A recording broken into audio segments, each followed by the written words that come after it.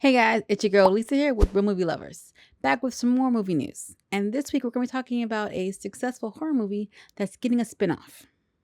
One of this year's biggest horror hits is getting a surprise prequel. It's not bull. Did I say spin-off? I meant prequel. So I'm going to try to keep this as vague as I can, but there might end up being some spoilers for Weapons. So I'll try to do my best to kind of temper that down and give you guys a heads up.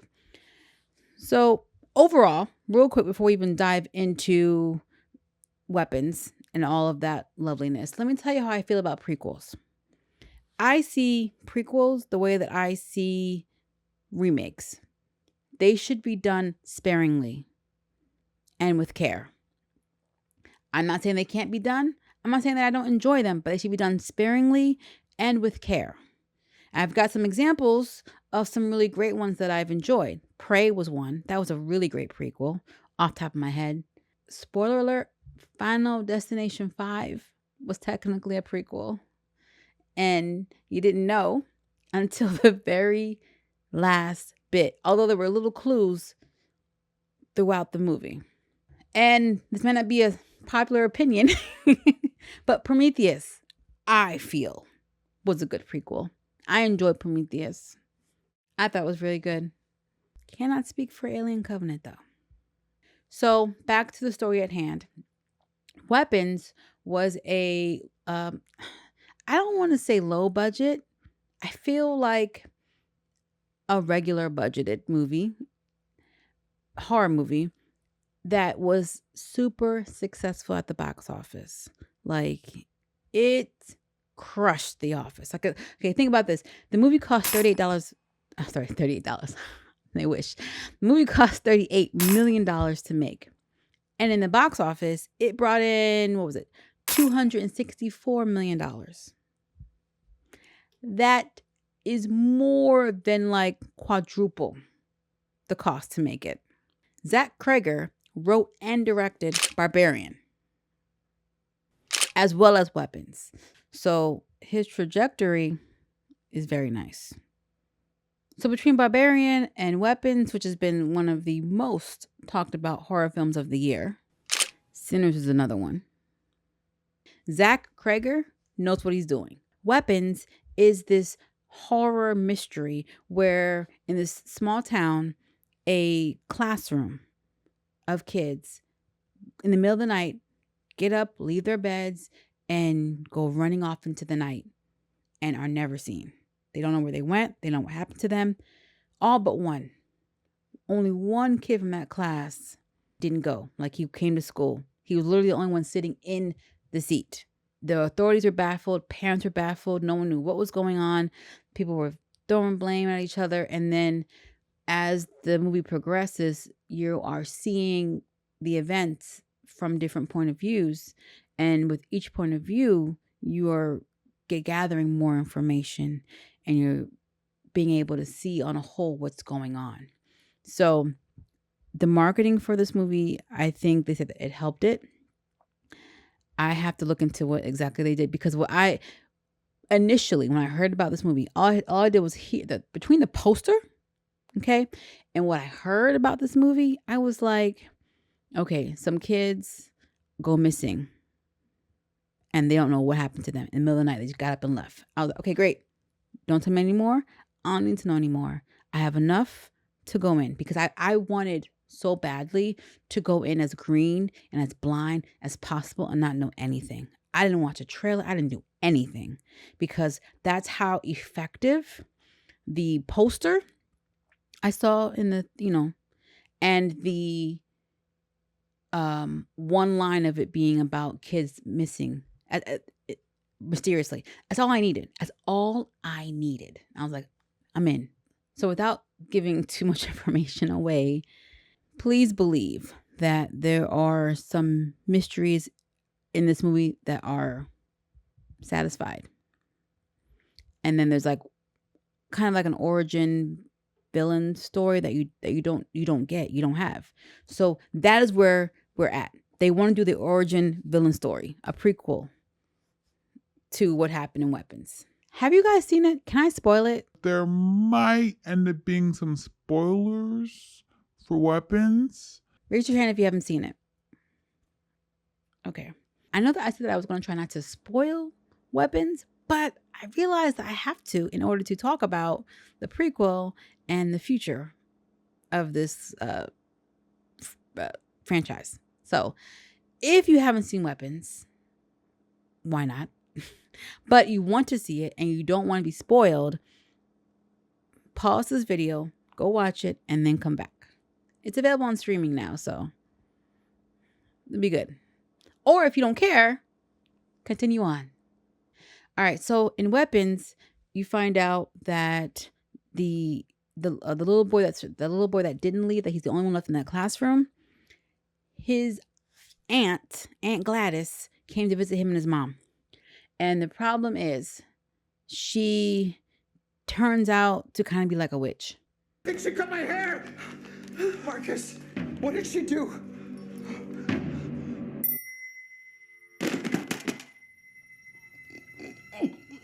She turns his parents into like mindless zombies to do whatever she wants. And then she coerces him into helping her get all of his classmates. He didn't know exactly what she was going to do. He didn't know to the extent of what he was doing. He just wanted her to leave so he could have his parents back. She manipulated him. And nope, lo and behold, she did little like her little magic thing, and all the kids ran out that night to her. And her whole thing is she's dying from cancer. So she's trying to figure out a way to heal her body. And I think what she's trying to do is absorb the life force of these children to give her life. And if you see her from the beginning and how she was to the end, you'll see that it was kind of working. She was getting better. She was getting more agile, more energetic, more stuff. Like it was coming back to her. So her and her little evil supernatural self. In the end, he managed to turn it on her and had broke the spell per se of his classmates, and they all ran her down and pretty much tore her apart, like literally. Some of them were never the same, but that's kind of like how it ends. So the biggest mystery around everything was Aunt Gladys, because all the other mysteries were solved for you during the course of the movie. But Aunt Gladys is the huge mystery, because it's like, who is this lady? Like, how she, like, you guys hadn't seen her in 10, 15 years. And I'm wondering, to be perfectly honest with you, if she was really even their aunt. That's my theory. Was she even their aunt? Who is this lady? Exactly what was her purpose?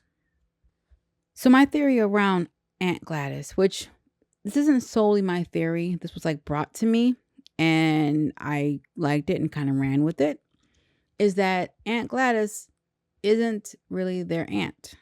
Like, she inserted herself into that family. But I took it a step further and I'm like, you know what? She probably is way older than we thought.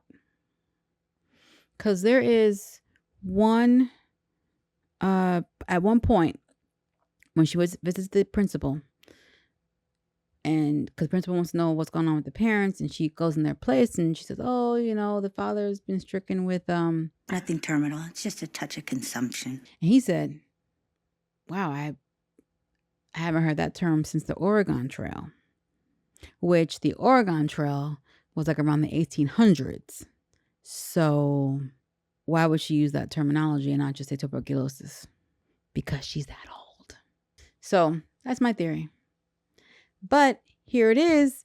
Cregger is in talks with Warner Brothers about a possible prequel, which is an idea that he had even before he released the film. So in the back of his mind, he already had like a whole like backstory prequel option for this lady, which makes sense because as a writer, when you are creating characters and everything, you create entire backstories that most times the audience never knows about or doesn't see.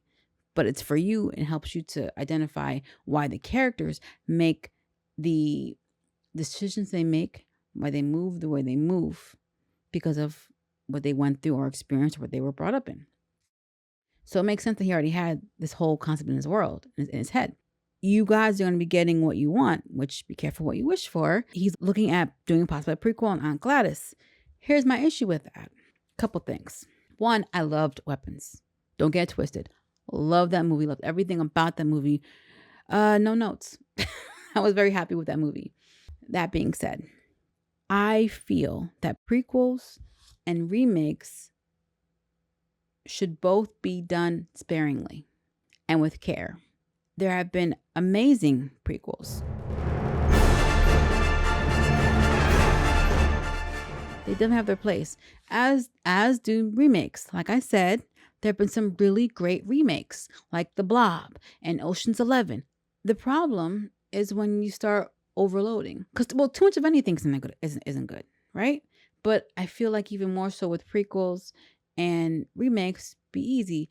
Prequels have the added advantage of being fresh new areas of within that universe of the story, right?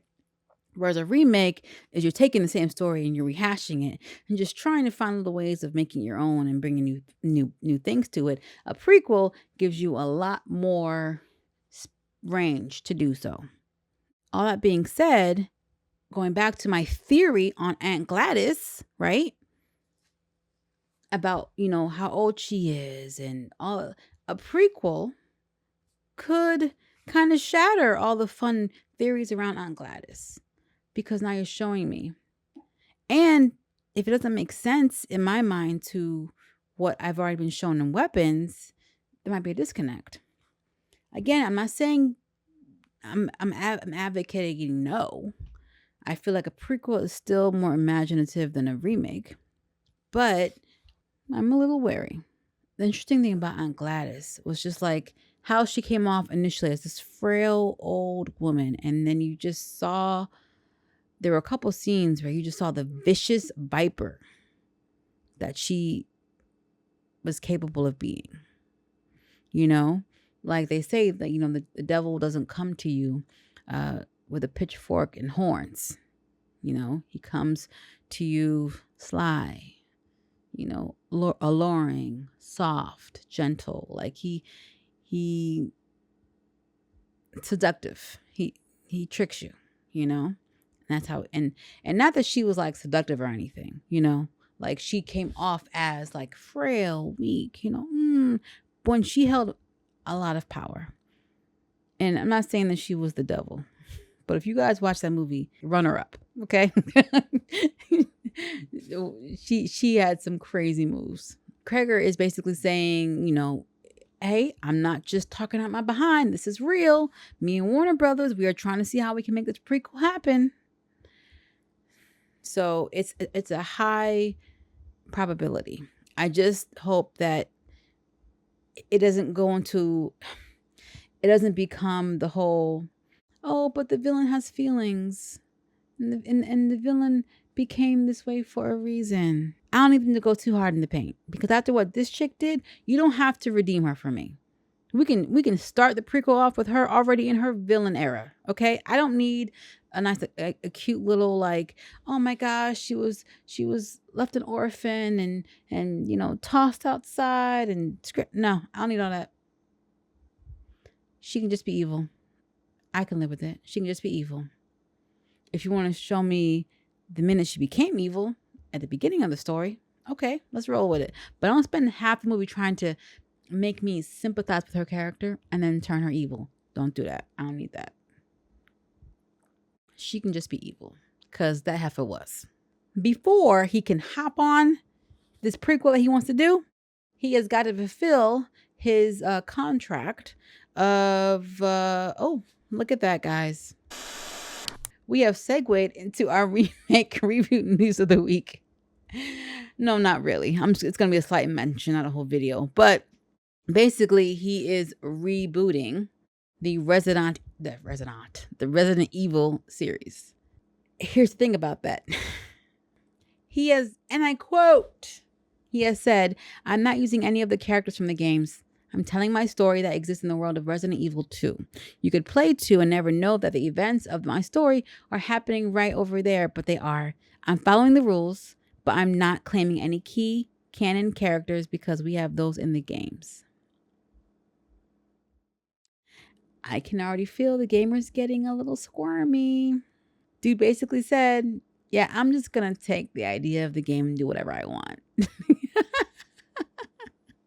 Now, considering what he's done with Barbarian and Weapons, I'm willing to hear the guy out. And the fact that this is probably the 3rd or 4th reboot in the Resident Evil franchise, how much more damage could he do?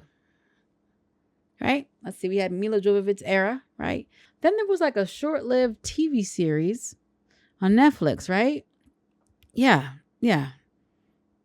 I've got no skin in the game here. I'll be honest. So I never played the Resident Evil game. I only watched a couple people play it. No, that's a lie. I watched one person play it and I tapped out after like 5 minutes. I was like, this game is giving me anxiety. I cannot. So that's neither here nor there, but you know, I think I've only ever really watched the Mila Jovovich's first time out Resident Evil. I watched 1, I watched 2, 3. I don't recall watching 4. I could have. I don't remember. 1 had Boris Cujo in it though. That's as far as I remember. Okay. All right. Well, that's neither here nor there, I guess. But anyway, all that being said, are you guys in? Are you interested in this prequel of Weapons about Aunt Gladys? Are you interested in the reboot of Resident Evil, or have you already checked out? Do you like Zach Cregger's work? Have you, or was Barbarian a yay or nay for you? Because I know that it was successful, but there was a faction of people that were like, I don't get it, Film's subjective. So, but they're wrong. No, I'm just joking. So let me know. Let me know in the comments what you guys think about this. If you're excited to check it out. And if you think it's a good idea to do a prequel. Well, that's enough for me today. I want to thank you guys for hanging out with me. I appreciate you guys. And if you enjoyed yourself, feel free to hit that like button. If you are feeling my channel, would love for you to hit that subscribe, notification bell, and update on what's going on and what things that I'm doing. I want to give a huge shout out to my top tier Patreon members, Von Crit and Thelma. Thank you guys so much for all the support. And if you guys are looking to join my community, check out my Patreon, NXG Global Productions, and be a part. And follow me on Instagram and TikTok while you still can. TikTok days might be numbered, but that's a whole nother video. Links are in the description, by the way. All right, guys, that's it for me. I will see you guys in the next video.